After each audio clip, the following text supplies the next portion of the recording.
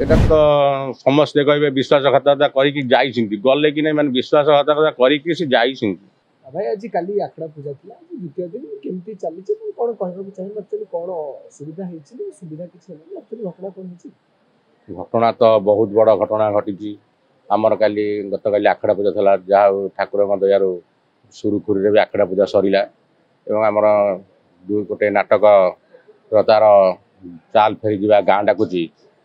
ଆମର ସାର୍ ଅରୁଣ ବାରିକ ଏବଂ ମଳୟ ରାଉତ କଳାକାରମାନଙ୍କୁ ବସେଇ ପ୍ରେସ୍ ମିଟ୍ କରାଇଲେ, ତାପରେ ନାଟକ ବି ପଢ଼ା ହେଲା, ଯାହାକୁ ଯାହା ଦାୟିତ୍ୱ ଦିଆଗଲା ନାଟକର ସେ କାମ ବି ସରିଲା।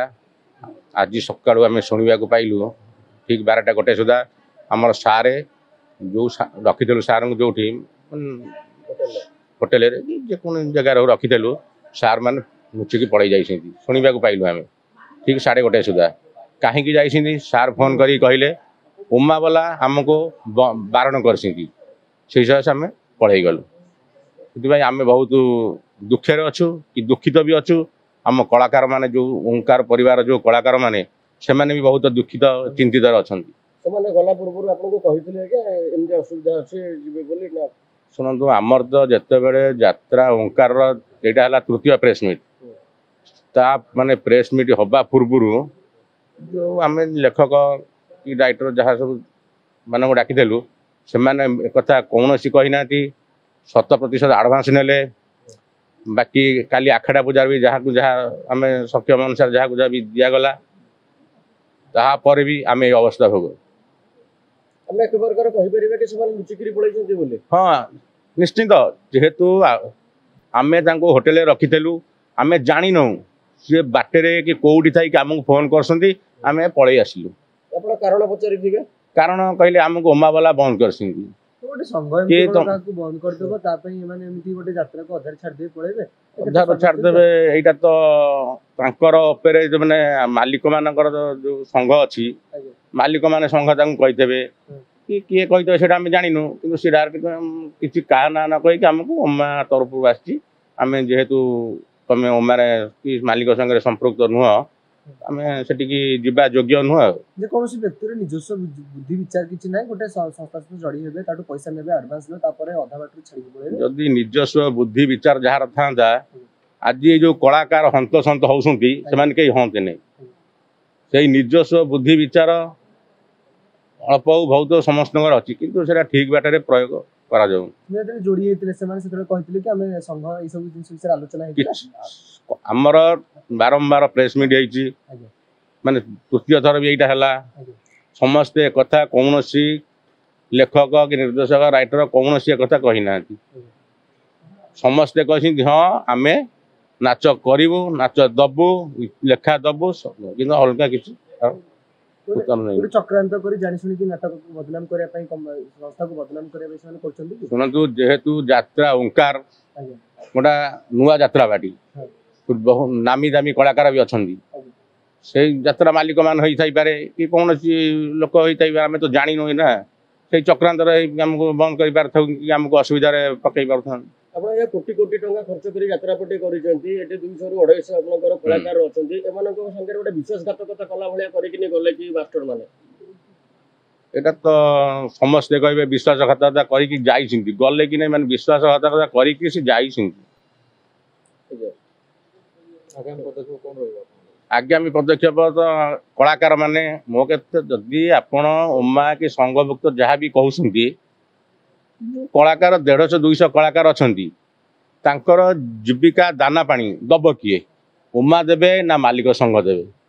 ଆମେ ସମସ୍ତ କଳାକାରମାନଙ୍କୁ 80% ମାନେ ତାଙ୍କର ଦରମା ଆକାରରେ ତାଙ୍କୁ ପେମେଣ୍ଟ କରିସାରିଛୁ। ଆମେ ସେଇ 80% କଳା ମାନେ ପେମେଣ୍ଟ କରିଛୁ, ସେଇଟା ଆମକୁ କେଉଁ ଉମା ସଂସ୍ଥା ଦେବେ ନାହିଁ କି କେଉଁ ମାଲିକ ସଂଘ ବି ଏଥିରେ ପଇସା ଆମକୁ ରିଟର୍ଣ୍ଣ କରିବେନି। ଯେହେତୁ ତାଙ୍କ ପେଟ ପାଣି ପାଇଁ ଆମେ ସେମାନଙ୍କୁ ଦେଇଛୁ କି ସେମାନେ ତାଙ୍କ ପେଟ ପାଣି ପାଇଁ ଆମ ପାଖରେ ଅଛନ୍ତି।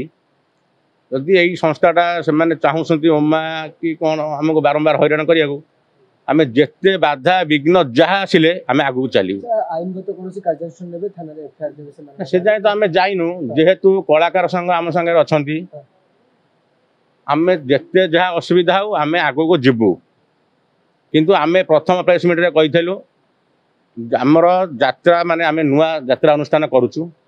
ଆମର ରେଲସେଲ୍ 2 ମାସ ଯେଉଁ ହବ ତା ଭିତରେ ଆମେ ଯାହା ନିଷ୍ପତ୍ତି ନେବୁ ମାଲିକ ସଙ୍ଗରେ ରହିବୁ କ'ଣ ଆମେ ନିଷ୍ପତ୍ତି ନେବୁ। ଏଇଟା ଆମେ ଆଗରୁ ଜାଣୁ ଯେହେତୁ ଆମର ଗୋଟେ ପାର୍ଟି ନୂଆ ଯାତ୍ରା ପାର୍ଟି ଆମର କାଲି ହବ କି ନ ହବ ସେଇଟା ବି ଆମେ କହିପାରିବୁନି କି ଆମେ ବାହାରିନୁ। ଆମକୁ ବାରମ୍ବାର ଚକ୍ରାନ୍ତ କଲେ। ଆପଣଙ୍କ ସଂସ୍ଥାର ଜଣେ ଲାଲା ବୀରେନଙ୍କୁ ଆପଣ ନେଇଥିଲେ ଡାଇରେକ୍ଟର ହିସାବରେ ନେଇଥିଲେ। ତାଙ୍କୁ କିଛି ସାମ୍ବାଦିକ ପୂର୍ବରୁ କ୍ୱେଶ୍ଚିନ୍ କରିଥିଲେ ଯେ ଆପଣ ଓମକାରରେ କରୁଛନ୍ତି କି ନାହିଁ। ସେ କହିଥିଲେ ହଁ। ଲାଲା ବୀରେନ ଏଇ ମାନେ 7-8 ଦିନ ତଳେ ଗୋଟେ ପ୍ରେସ୍ ମିଟ୍ରେ ବି କହିଥିଲେ ହଁ ମୁଁ ଯାତ୍ରା ଓମକାରରେ ଯାହା ଡାଇରେକ୍ସନ ଦଉଛି ନାଟକ ବି ଯାଉଛି ସବୁ ବୁଝାବୁଝି ବି କରୁଛି ଗୋଟେ ପ୍ରେସ୍ ମିଟ୍ରେ କହିଥିଲେ। ଆମେ ବି ଦେଖିଛୁ ମିଡ଼ିଆ ଇଏରେ ଦେଖିଛୁ ଆପଣଙ୍କ ମାନଙ୍କ ସହ। ତାପରେ ବି ସାର୍ ସେ ଚାଲିଗଲେ ଏ ଜାଗାରୁ। ତାଙ୍କର କ'ଣ ନିଜତ୍ୱ ନାହିଁ ତାଙ୍କର ବୋଲି ଆମେ କହିପାରିବା କି? ଆମେ କ'ଣ କହିବା ସାର୍ ମାନଙ୍କୁ ନିଜସ୍ୱ ଆମେ ତ ନୂଆ ପାର୍ଟି କରୁଛୁ ଆମେ ତ ସେଇଟା କହିପାରିବୁ ନିଜସ୍ୱ କି କ'ଣ। ତଥାପି ଯାହାକୁ ତାଙ୍କର ମାନେ ଆମେ ତ କହିପାରିବୁ ତାଙ୍କର ଯେହେତୁ ଆମ ପ୍ରତି କ'ଣ ଆନ୍ତରିକତା ଅଛି କି ନ ଅଛି ସେଇଟା ଭାବିକି ଯାଇଛନ୍ତି। ଆପଣ ବିଲକୁଲ ବି ଏବେ ମଇଦାନକୁ ଓହ୍ଲେଇ ନାହାନ୍ତି। ଆପଣ ଜଷ୍ଟ ଷ୍ଟାର୍ଟ କରୁଛନ୍ତି। ସେମାନଙ୍କୁ ଆଉ କିଛି ଦିନ ଅପେକ୍ଷା କରିବାର ଥିଲା କି ଏ ପଦକ୍ଷେପ? ଶୁଣନ୍ତୁ ଅପେକ୍ଷା କରିବାର ଥିଲା। ଆମେ କହିଛୁ ଆପଣ 2 ମାସ ଭିତରେ ଆମେ ନିଷ୍ପତ୍ତି ନେବୁ। କିନ୍ତୁ ଆମେ ଜଷ୍ଟ କାଲି ଯୋଡ଼େ ସିନ୍ ଆରମ୍ଭ ହେବା କଥା କିନ୍ତୁ ଆମର ଯେହେତୁ ପୂଜା ଡେରିରେ ସଇଲା ନାଟକ ବଣ୍ଟା ହେଲା ଯାହାକୁ ଯାହା ରୋଲ୍ ଦିଆହେଲା ତାପରେ ଆଜି ଅବସ୍ଥା।